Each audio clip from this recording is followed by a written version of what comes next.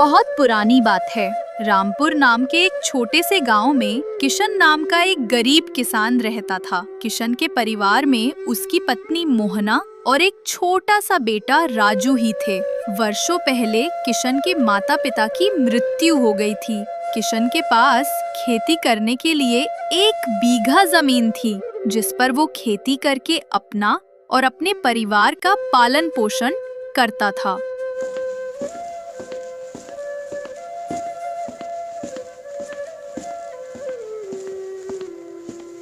क्या हुआ जी? आज आप इतनी चिंता में क्यों बैठे हो? क्या कोई परेशानी की बात है क्या? हाँ मोना, परेशानी की ही तो बात है। तुम्हें पता है ना कि पिछले बीते 3 हफ्तों से बारिश नहीं हुई है, और अब समय भी आ गया है कि मुझे अपने खेतों की किसी न किसी तरह से सिंचाई करनी होगी।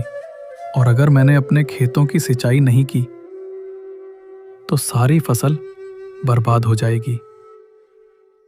जी आप बात तो सही कह रहे हैं। बारिश हुए काफी समय बीत गया है और हमारे पास इतने पैसे भी नहीं हैं कि हम अपने खेत में ट्यूबवेल लगवा सकें। बस हमारे पास तो केवल एकमात्र ईश्वर की कृपा का ही सहारा है। हाँ, कुछ ना कुछ तो करना ही होगा। तुम चिंता मत करो, मैं कल सुबह कहीं से कुछ ना कुछ व्यवस्था करता हूँ अपने खेतों को सींचने के लिए।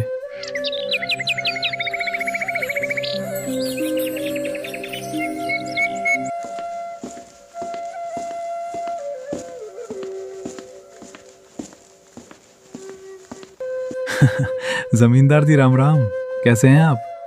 किशन राम राम। और बताओ क्या चल रहा है आजकल? धनपत लाल जी, वैसे तो सब कुछ ठीक ही चल रहा है, लेकिन आजकल मैं कुछ परेशान हूँ। मुझे कुछ रुपयों की ज़रूरत आन पड़ी है, इसीलिए मैं आपके पास आ गया। सोचा आपसे थोड़ी बहुत मदद मिल जाएगी तो मेरी सारी परेशानियाँ दूर हो जाएंगी। हाँ हाँ, क्यों नहीं किशन भाई, तुम टेंशन क्यों लेते हो? बताओ कितने पैसे चाहिए, मैं तुम्हें अभी दिए देता हूँ। अगर मेरी मदद से तुम्हारी परेशानियाँ दूर हो जाती हैं तो बताओ। धनपत लाल जी, मुझे ना अपने खेत में ट्यूबवेल लगवाना है, क्योंकि पिछले बीते हुए काफ़ी समय से बारिश नहीं हुई है, जिसके कारण मेरी सारी फसल बर्बाद होती जा रही है। और अगर समय पर मैंने अपने खेत की सिंचाई नहीं की तो जो बचा हुआ है वो भी मेरे हाथ नहीं आएगा। अच्छा ठीक है, अब तुम मेरे पास आ गए हो ना, अब पूरी तरह से तुम चिंता मुक्त हो जाओ। बस थोड़ी देर यहीं पर इंतजार करो, मैं बस 5 मिनट में अंदर से पैसे लेकर आता हूँ। इतना कहने के बाद फिर जमींदार धनपत लाल पैसे लाने के लिए घर के अंदर चला जाता है।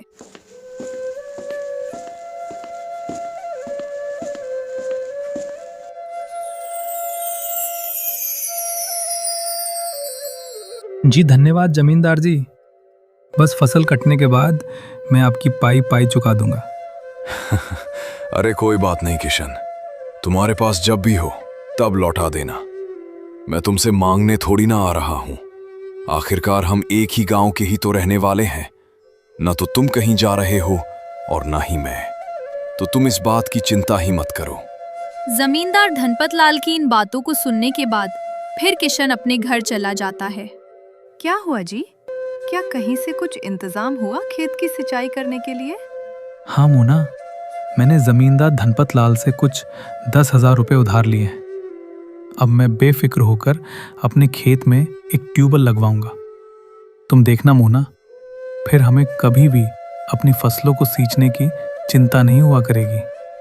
तो क्या जमींदार ने आपको पैसे दे दिए हैं?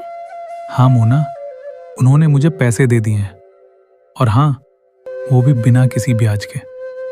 और उन्होंने मुझसे ये तक कहा है कि जब मेरे पास होंगे तब मैं उन्हें आराम से पैसे वापस कर सकता हूँ। बिना किसी ब्याज के जमींदार ने आपको पैसे दे दिए हैं? मैं तो मान ही नहीं सकती हूँ। आपको तो पता ही है ना कि वो धनपत लाल कितना धूर्त आदमी है।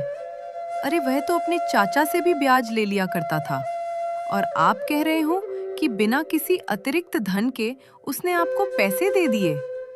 मुझे तो कुछ दाल में काला लग रहा है। अरे मेरी भाग्यवान, तुम अब इतना भी ना सोचो। अब चलो, मुझे बहुत जोरों की भूख भी लगी है। कुछ खिलाओगी भी या फिर सारी तहकीकात यहीं पर ही कर लोगी? फिर किशन मोना के साथ रसोई में खाना खाने के लिए चला जाता है और फिर दोपहर के समय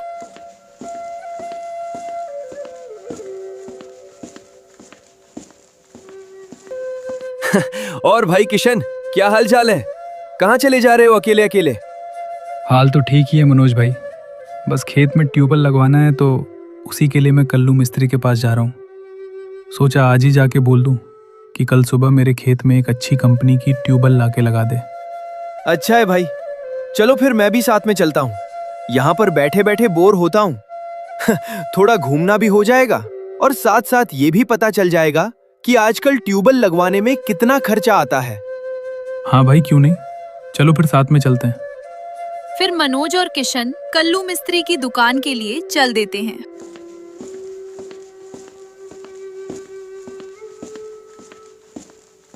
अरे कल्लू भैया, मुझे अपने खेत में ट्यूबवेल लगवाना है, तो मैं सोच रहा हूँ कि अगर आप कल समय निकाल कर मेरे खेत में एक अच्छी सी ट्यूबवेल लगा दें तो बहुत ही अच्छा होगा। हाँ हाँ, क्यों नहीं। अरे किशन भाई, मेरा तो काम ही यही है। तो बताओ, कौन सी ट्यूबवेल लगवानी है? अरे भाई, कोई अच्छी सी ट्यूबवेल बताओ जो थोड़े कम पैसों में लग जाए और मेरा काम भी चल जाए। मेरे पास कई प्रकार की अच्छी और सस्ती ट्यूबवेल है।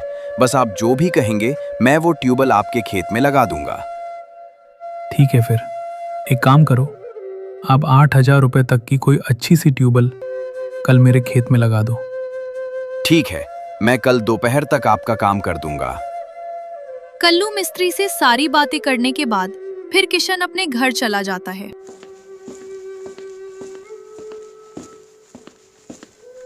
मोना, अरे सुनती हो, जरा एक गिलास पानी पिलाना तो।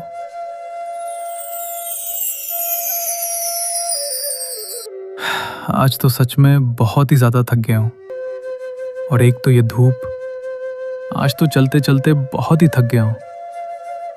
बहुत जोरों की भूख भी लगी है।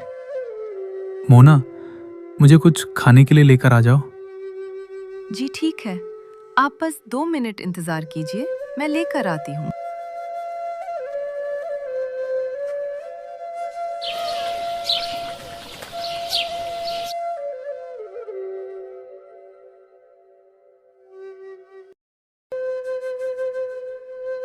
लो भाई किशन, तुम्हारा काम तो हो गया है। अब तुम जितना चाहो उतना अपनी खेतों की सिंचाई करो। जी धन्यवाद कल्लू भाई। अच्छा, कितने पैसे हुए आपके? पूरे पूरे 8,205 रुपए हुए हैं। फिर किशन कल्लू मिस्त्री को पैसे दे देता और कल्लू मिस्त्री अपने पैसे लेकर वहां से चला जाता है। अब किशन अपने खेतों की अच्छे से सिंचाई करने लगा था। उसके खेतों में अब खूब अच्छी फसल भी होने लगी थी। किशन अब आसपास के लोगों के भी खेतों को सिंचने लगा था, जिससे उसे थोड़े बहुत पैसे भी मिल जाया करते थे। धीरे धीरे इसी तरह से समय बीतता हुआ चला गया। मोहना, सोच रहा हूँ कि अब मुझे जमींदार के पैसे वापस लौटा देना चाहिए, क्योंकि अब तो खेत में ट्यूबवेल भी लग गई है, हमारा काम भी हो गया है और अब हमारी फसल भी अच्छे से होने लगी। और वैसे भी इस बार की फसल को बेचने के बाद हमारे पास कुल मिलकर 15,000 रुपए का मुनाफा हुआ है। हाँ जी, मैं भी आपसे यही कहना चाहती थी कि अब हमें जमींदार के पैसे वापस कर देने चाहिए। ठीक है, फिर कल मैं जाकर जमींदार धनपत लाल को उनके दिए हुए पैसे वापस कर देता हूँ।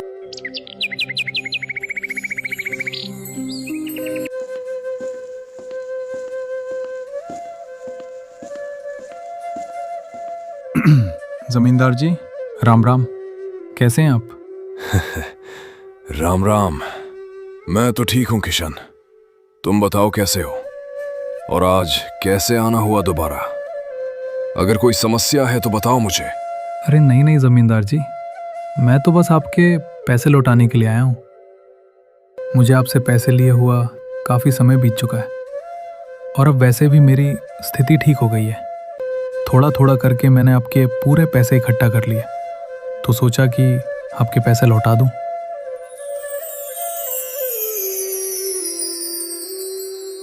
अरे ये सिर्फ 10,000 ही हैं। मैंने तो तुम्हें 50,000 रुपए दिए थे ना। अरे नहीं जमींदार जी, शायद आप भूल गए हैं, लेकिन मुझे याद है कि आपने मुझे केवल 10,000 ही दिए थे। याद करने की कोशिश कीजिए। देखो किशन, मैं कभी भी कुछ भूलता नहीं हूं। और हाँ, मैं जो भी पैसा देता हूं उन सब का हिसाब अच्छे से रखता हूं। मुझे अच्छे से याद है कि मैंने तुम्हें 10 नहीं बल्कि 50,000 रुपए दिए थे। और हाँ, उनका ब्याज भी देना है तुम्हें। तो कुल मिलाकर मुझे तुमसे 90,000 रुपए लेने हैं। तो बताओ कि कब दे रहे हो मेरे सारे पैसे वापस। अरे धनपत लाल जी, आपने मुझे केवल और केवल 10,000 रुपए ही दिए थे, और आपने तो ये भी कहा था कि जब होंगे तब दे देना, और कोई भी ब्याज भी नहीं लगाया था। और आज आप बोल रहे हो कि मुझे ब्याज भी देना होगा। ये तो गलत है, मैं इतना पैसा नहीं दे सकता हूँ। वो मुझे कुछ भी नहीं पता है। मैंने तुम्हें 50,000 रुपए ही दिए थे, और इसका मेरे पास सबूत भी है। मैं तुम्हें 1 महीने की मोहलत दे रहा हूं।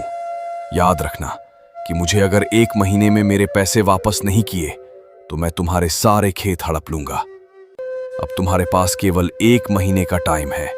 धनपत लाल की बात सुनकर फिर किशन रोने लगता है, लेकिन जमींदार धनपत लाल उसकी एक भी बात नहीं सुनता है। आखिरकार हार कर फिर किशन अपने घर वापस आ जाता है। क्या हुआ है जी? आज आप जब से जमींदार के घर से लौटकर वापस आए हैं, तब से ना ही आपने कुछ खाया है और ना ही किसी से बात कर रहे हैं।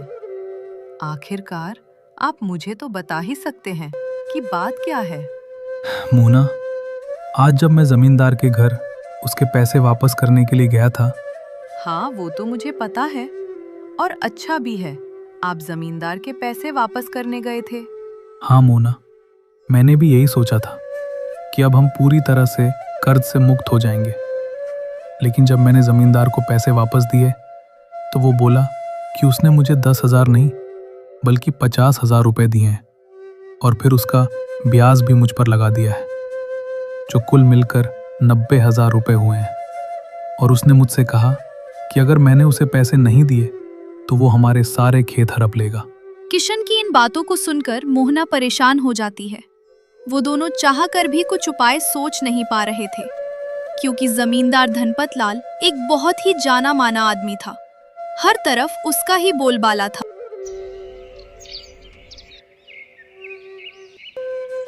और भाई किशन, क्या बात है? कुछ परेशान से लग रहे हो आज। अब क्या बताऊं यार मनोज, मैंने तो तुम्हें बताया ही था कि मुझे अपने खेत में ट्यूबवेल लगवानी है। हाँ, वो तो काफी टाइम पहले की बात हो गई। क्या ट्यूबवेल में कोई कमी आ गई है क्या? अरे नहीं यार, मैंने उस ट्यूबवेल को लगवाने के लिए मैंने जमींदार से 10,000 रुपए उधार लिए थे, और वो भी बिना किसी ब्याज के। हाँ, तो फिर बात क्या है? वो जरूरत थी तो लिए थे। लेकिन जब मैं कल उसे पैसे वापस करने के लिए गया था तो उसने मुझे कहा कि उसने मुझे 10 नहीं 50,000 रुपए दिए थे, और फिर उसने उन पैसों का ब्याज भी लगाया है, और कुल मिलाकर उसने मुझसे 90,000 रुपए मांग रहा है। और इसके लिए उसने मुझे केवल और केवल 1 महीने का समय दिया है, और अगर मैंने उसे पैसे नहीं दिए तो मेरे सारे खेत हड़प लेगा। ऐसे कैसे हड़प लेगा? कोई जोर जबरदस्ती है क्या? भाई किशन, तुम टेंशन मत लो, हम दोनों ही मिलकर इसका कुछ उपाय निकाल लेंगे। भाई कैसे निकालेंगे इस समस्या का हल? तुम्हें पता है ना कि जमींदार धनपत लाल बहुत ही बड़ा आदमी है, हर तरफ उसका ही बोलबाला है। तुम चिंता मत करो, हम इस बात की शिकायत अपने गांव के सरपंच से करेंगे। और तुम्हें पता है ना कि सरपंच एक ईमानदार और सज्जन आदमी है, वो हमारी बात जरूर मानेगा। फिर दोनों गांव के सरपंच से मिलने के लिए चले जाते हैं।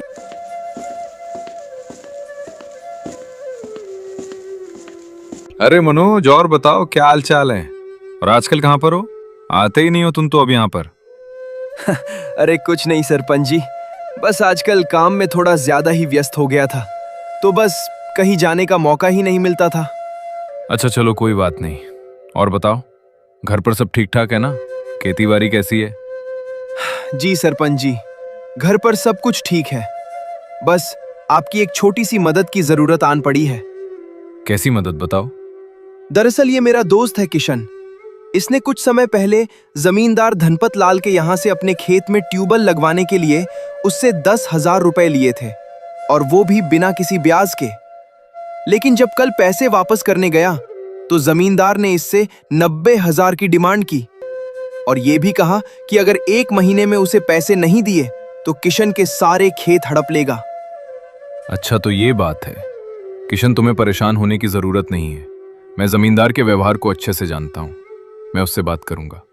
अब तुम घर जाओ, और हाँ, जमींदार से बोल देना कि मैंने कल उसे बुलाया है, और तुम भी आ जाना कल। यहीं पर सारी समस्या दूर हो जाएगी। जी ठीक है सरपंच जी। फिर मनोज और किशन दोनों ही सरपंच के यहाँ से अपने घर के लिए रवाना हो जाते हैं। और फिर दूसरे दिन धनपत लाल जी, मैंने सुना है कि आप जो है किशन से 90,000 रुपए की मांग कर रहे हैं, और जबकि आपने केवल किशन को 10,000 ही दिए थे। हाँ, मैंने उसे पैसे जरूर दिए थे, लेकिन 10 नहीं, पूरे 50,000 रुपए। और मैं अपने पैसे किशन से लेकर ही रहूंगा। नहीं सरपंच जी, ये बात झूठ है। मैंने पैसे नहीं लिए हैं, और अगर मेरे पास पैसे होते तो मैं झूठ ही क्यों बोलता। वो सब मुझे नहीं पता है। मैंने तो पूरे 50,000 ही दिए थे, और अब किशन तुम मुझे मेरे पैसे वापस करने से मना कर रहे हो। धनपत लाल जी, सच बताइएगा, क्योंकि मैं इस मामले की अच्छे से जांच करूंगा, और जो भी दोषी पाया जाएगा उसे फिर 2 साल की सजा और कम से कम 1 लाख रुपए का जुर्माना भी भरना पड़ेगा। इसीलिए बोल रहा हूं, इसमें जिसकी भी गलती हो मान लो, और फिर मैं इस बात को यहीं पर ही समाप्त कर दूंगा। सरपंच की इन बातों को सुनकर धनपतलाल डर जाता है और फिर अपनी गलती मान लेता है। सरपंच जी, मुझे माफ कर दो। मैं लालच में आ गया था। सोचा था इसी तरह से मैं किशन की सारी जमीन हड़प लूंगा। किशन, कम से कम तुम ही मुझे माफ कर दो। अब मुझसे ये गलती दोबारा कभी भी नहीं होगी। फिर धनपतलाल अपनी गलती मान लेता है और किशन से कहता है, किशन, मुझे माफ कर दो। मैंने लालच में आकर तुम्हारी जमीन को हड़पने के लिए ये सारा जाल बिछाया था। मुझे माफ कर दो। मैं अब ऐसी गलती कभी भी नहीं करूंगा। किशन फिर जमींदार को माफ कर देता है और खुशी खुशी अपने घर वापस लौट जाता है। अब उसे किसी भी तरह से कोई परेशानी का सामना नहीं करना पड़ता था। अब उसका जीवन सुखपूर्वक बीतने लगा था।